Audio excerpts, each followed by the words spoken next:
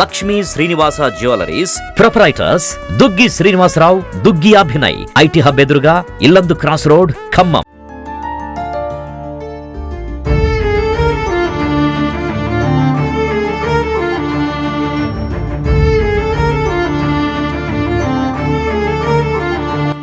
నన్ను బతికించండి, మీ చేతులెత్తి దండ పెడుతున్నాను, నన్ను రక్షించండి.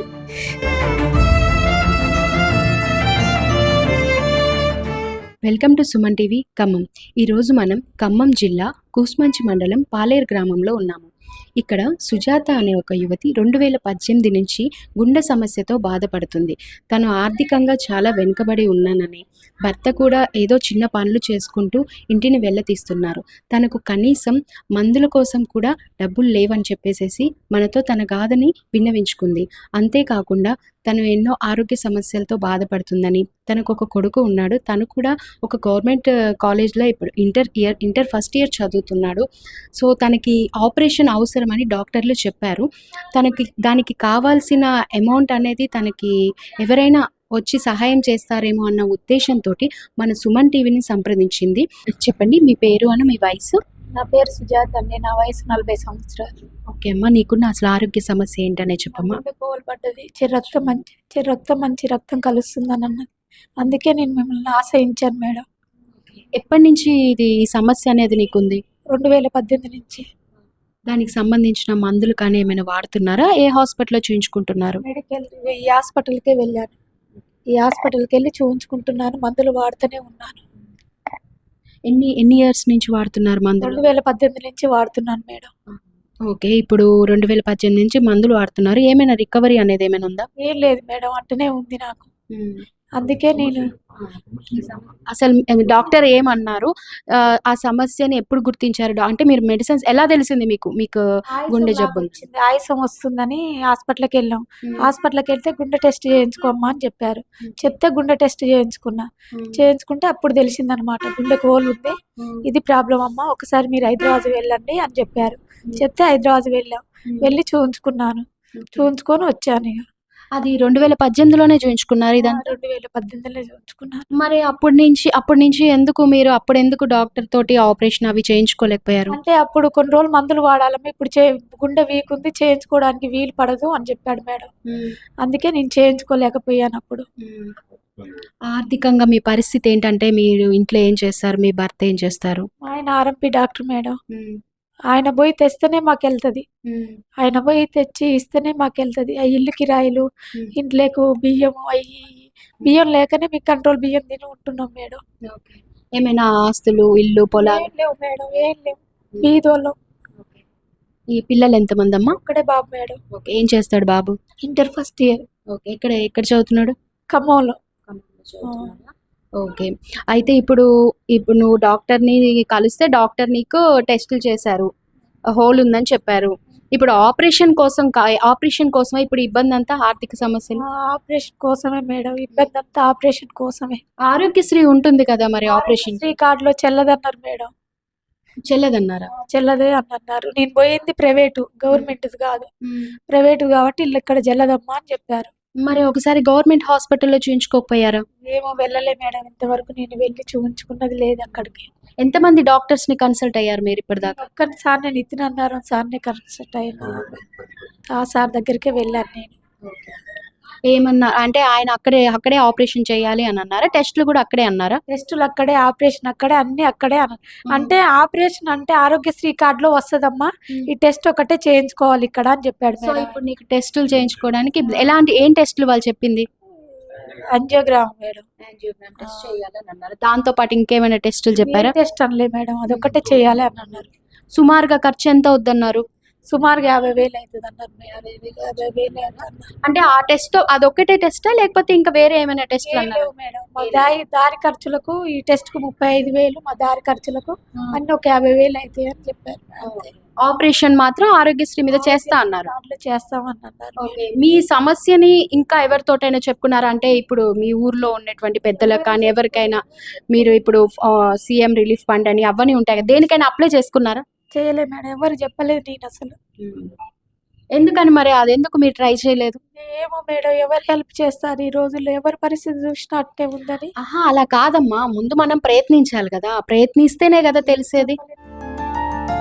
మీ సమస్య గురించి మీ స్థానికంగా ఉండేటటువంటి మీ మంత్రులు కానీ, ఎమ్మెల్యేలు కానీ, లేదంటే ఎవరైనా వైద్య అధికారులు గానీ ఎవరినైనా సంప్రదించారా మీరు? పొంగులేటి శ్రీనివాస్ దగ్గరికి వెళ్ళాను మేడం. అక్కడ అప్లికేషన్ 2, 3 సార్లు పెట్టుకున్నాను. వాళ్ళేం పట్టించుకోలేదు. పట్టించుకోపోయేసరికి ఇక వెళ్ళలేదు మేడం నేను. అంటే మీరు డైరెక్ట్ సార్‌నే కలిసారా? లేకపోతే అక్కడ ఉన్నటువంటి ఎవరైనా ఎంప్లాయీస్‌ని కలిసారా? వేరే వాళ్ళని కలిసాను. పిఏ గారిని కలిసాను నేను. కలిసి హ్మ్. వచ్చాను. వస్తే చూస్తానమ్మా, సారుకి చెప్తాను, వెళ్ళు అని అన్నారు. 2, 3 సార్లు పోయినా అదే పరిస్థితి అయింది. అయ్యేసరికి ఇక వెళ్ళలే మేడం మేము. ఇక్కడ ఎవరైనా గవర్నమెంట్ డాక్టర్స్‌ని గానీ అలా ఎవరినైనా కలిసారా మీరు? ఎవరిని కలవలేదు. ఇప్పుడు మీ ఆర్థిక సమస్య గురించి అంటే ఎలా ఉన్నాయి? మీ ఆర్థిక స్థితి ఏంటి అసలు ప్రస్తుతం? మాకు తినడానికి, తాగడానికి చాలా ఘోరంగా ఉంది మేడం. మా పరిస్థితి చెప్పేటట్టు లేదు అసలు. మా పరిస్థితి గురించి చెప్తే ఎవరికి అర్థం కాదు మేడం. తినడానికి, వెళ్ళడానికి కష్టంగా ఉంది. ఇల్లు కిరాయి కట్టుకోవడానికి కష్టంగా ఉంది. చాలా ఇబ్బందులు మేల్కొంది. ఏంటి అసలు? అంటే అంత ఇబ్బంది ఏంటి? అంటే ఇప్పుడు ఆపరేషన్ వెళ్ళడం కష్టంగా ఉంది. అది మెడిసిన్స్‌కి ఎంత అవుతుంది? కనీసం నీ మందులకి ప్రతి నెల ఎంత అవుతుంది? 3000 అయితే మేడం. ఓకే. 3000 అయితే. ప్రతి నెల 3000 అవుతున్నాయి. ఓకే. మరి అవి ఎలా వెళ్తున్నాయి మీకు ఆ 3000? ఇక ఆయన పోయి తెస్తేనే, ఎవరైనా సూదేపించుకుంటే ఇస్తేనేమో వస్తాయి, లేకపోతే లేదు మేడం. మా పరిస్థితి ఇక అట్టుండాల్సిందే ఇక. ఇంట్లో ఇప్పుడు ఎలా మీ సార్ తోటే మీ సారే మొత్తం పెట్టుకుంటున్నారా? అన్నీ ఆయన పెట్టుకుంటున్నాడు మేడం. ఓకే. మరి మీ సార్ ఆర్ఎంపీ డాక్టర్ కదా! తన తరపు నుంచి తనేమన్నా ప్రయత్నాలు చేసారా? ఎవరైనా డాక్టర్‌ని కలిసి చేయటం? మంది దగ్గర తీసుకెళ్ళాడు. వాళ్ళు ప్రోత్సహించి ఇది చేస్తేనే మేము వీడి దాకా వచ్చినాం మేడం. వెళ్ళాం. సో ఎవరో ఒకళ్ళు మరేమైనా సహాయం చేస్తున్నారు ప్రస్తుతానికి మందులకు కానీ దేనికైనా? దేనికి చేయలేదు మేడం. దేనికి లేదు. సరే ఇప్పుడు నీకున్న సమస్య ఇప్పుడు గుండె సమస్య ఉంది కదా! ఏంటి లక్షణాలు ఏంటి దానివి? లక్షణాలు అంటే నాకు కొంచెం గుండెల కాడ దడదడ లేవడం, భయం భయం కావడం, ఆయాసం రావడం, ఏ పని చేసుకోలేకపోవడం. నేను ఏ పని చేయట్లేదు. నా కొడుకే ఊపుతుండు, సల్తుండు, బట్టలు ఉతుకుతుండు, అంట్లు తోముతుండు, అన్ని వండి పెడుతుండు మేడం. అన్ని చేస్తుండు నా కొడుకు. నా కొడుకు కాలేజ్ పని చేసి అన్ని పనులు చేస్తుండు మేడం. ఇంకా అసలు అంటే ఎలా ఉంటుంది ఆరోగ్యం మేడం? ఆయాసం బాగా వస్తుంది. ఏ పని చేసుకోనియదు. లక్షణాలు అదే ఎక్కువ ఉంటది. ఇక నాకు ఎక్కువ ఆయాసం బాగా వస్తుంది. ఆయాసం బాగా వస్తుంది. పని ఏం చేసుకొని తొందరగా మీ దయ వల్ల నాకు కొంచెం, దాతల దయ వల్ల, ఎవరి దయ వల్ల నాకు కొంచెం సాయం చేస్తే ఇంతకంటే కోరుకునేది ఏం లేదు నేను. ఇంకా అంటే ఖమ్మంలో గానీ ఎవరైనా డాక్టర్స్‌ని గానీ లేకుంటే ఇంకెవరినైనా సంప్రదించారా మీరు? చేయలే మేడం. సంప్రదించలేదు. ఎవరిని సంప్రదించలేదు మీరు. ఇప్పుడు మీకు కావాల్సింది టెస్ట్‌ల పరంగా, ఖర్చుల పరంగా ఆర్థిక సహాయం అనేది కావాలి. అవును మేడం. అంతకంటే ఎక్కువ ఏం లేదు నేను కోరుకునేది. నన్ను బతికించండి, మీ చేతులెత్తి దండం పెడుతున్నాను. నన్ను రక్షించండి. అంటే మీరు ఇప్పుడు సుమన్ టీవీని కాంటాక్ట్ అవ్వాలని ఎవరు చెప్పారు మీకు? ఎవరి ద్వారా కలిసారు మీరు? నేనే చేశాను మేడం. నేనే చేశాను. నేనే చేసి అంటే ఎవరైనా చెప్పారా మీకు ఇలా చెప్పండి? సెలవులలో చూస్తున్నా కదా, చూసి చేశాను నేనే. ఆయనకు ఫోన్ చేద్దాం అనుకున్నాం. అయితే వేరే వాళ్ళకి పోయింది, ఖమ్మం సుమన్ టీవీ వాళ్ళకి ఫోన్ చేయండమ్మా అన్నాడు. ఖమ్మం సుమన్ టీవీ అని ఫోన్ చేస్తే వాళ్ళ నెంబర్ వస్తుంది, వాళ్ళకి చేయంటే మీకు చేశాను మేడం నేను. ఇప్పుడు నీ ఆరోగ్య సమస్య వల్ల నీ కుటుంబం ఎదుర్కొంటున్న సమస్యలు ఏంటి అసలు? అంటే నిన్ను ఈ సిచ్యువేషన్‌లో చూసి మీ ఫ్యామిలీ మెంబర్స్ అందరూ వాళ్ళ పరిస్థితి ఏంటి అసలు ఇప్పుడు? వాళ్ళ పరిస్థితి అంటే ఇక ఏమని చెప్పను మేడం. పరిస్థితి చాలా ఘోరంగా ఉంది మేడం. చెప్పుకునేటట్టు కూడా లేదు. అప్పటి నుంచి ఇప్పటిదాకా కూడా అప్పు 2 లక్షలు ఉంది మేడం మాకు. అప్పు 2 లక్షలు తెచ్చి పెట్టిండు. అంటే దేని పరంగా అయింది అప్పు? దీని పరంగా లేదంటే ఇంకా వేరే దేనికైనా? లేదు మేడం, నా గుండె వల్లనే. ఊకే తీసుకుపోవడం, తీసుకురావడం, చేయడం, చేపడం అన్నీ ఇదే అయిపోయింది. నా పుస్తకాలు కూడా అమ్ముకున్నా మేడం. నా చెవులే అమ్ముకున్నా. డబ్బులు లేకనే తీసుకొని పోయి చేయించుకొని వచ్చిండు. ఇక నా పరిస్థితి ఘోరంగా ఉంది మేడం. ఎవరికి చెప్పుకునేటట్టు లేదు నా పరిస్థితి. ఇప్పుడు మరి ఇప్పుడు ఇవన్నీ అమ్ముకొని ఇప్పుడు అప్పు తీసుకొచ్చామని అంటున్నారు కదా! మరి రేపు దాని పరిస్థితి ఏంటి? అది ఎలా తీర్చుకోవాలి ఏంటి అన్నది ఏంటి? సరే అమ్మా, మరి ఇంత అవుతుంది కదా! నీ తల్లిదండ్రులు కానీ, నీ తోబుట్టులు కానీ ఎవరైనా ఉన్నారా? లేదు మేడం. మా అమ్మ, మా నాన్న చనిపోయారు. మా తమ్ముడు చనిపోయారు. మా అక్క ఉంటే, మా అక్క మొన్ననే 2 సంవత్సరాల క్రితం యాక్సిడెంట్ అయ్యి చచ్చిపోయింది. అంటే ఆ తల్లిదండ్రులు ఎన్ని సంవత్సరాలైంది చనిపోయి? నా చిన్నప్పుడే చనిపోయారు మేడం. ఓకే. ఎవరి దగ్గర పెరిగారు మీరు? మేము మా అమ్మమ్మ దగ్గర పెరిగాం మేడం. మరి అమ్మమ్మ ఉందా ఇప్పుడు ప్రెజెంట్? ఆమె కూడా చనిపోయింది మేడం. అంటే తల్లిదండ్రుల తరపు నుంచి ఏమైనా ఆస్తులు కానీ ఏమైనా? ఏం లేవు మేడం, ఏమీ మేము లేవు. అంతంత మాత్రమే బీదోళ్ళమే. ఓకే. మీ తోబుట్టువులు అన్నయ్యల తరపు నుంచి కానీ ఎవ్వరు అక్కడ లేరు మేడం, నాకు ఒక్క చెల్లి ఉంది, ఒక్క చెల్లె ఉంది.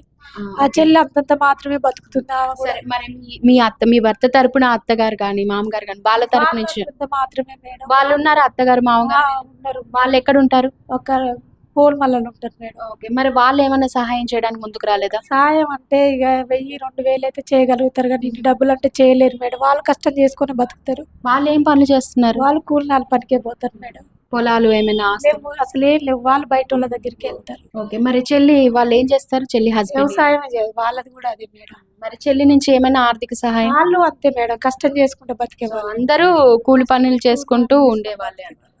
ఓకే, మరి ఎవరి నుంచి సహాయం వస్తుందని కూడా ఆశించట్లేదా? ఆశించట్లే మేడం, నాకు ఎవరి నుంచి సాయం రాదని నాకు అర్థం అయిపోయింది. అంటే ఎవరో ఇంట్లో తోబుట్టులో రిలేషన్స్ బయట ఎవరో ఉంటారు. లేరుగా మేడం, ఒక చెల్లి ఉంది, ఆమె ఉండేది అంతంత మాత్రం.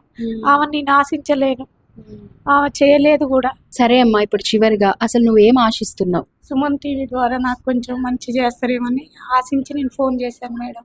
అంటే ఎటువంటి మంచి?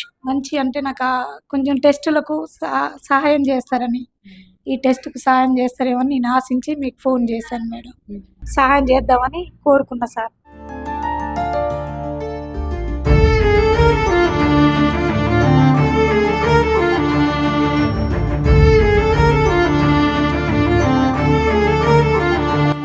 నన్ను బతికించండి, మీ చేతులెత్తి దండ పెడుతున్నాను, నన్ను రక్షించండి.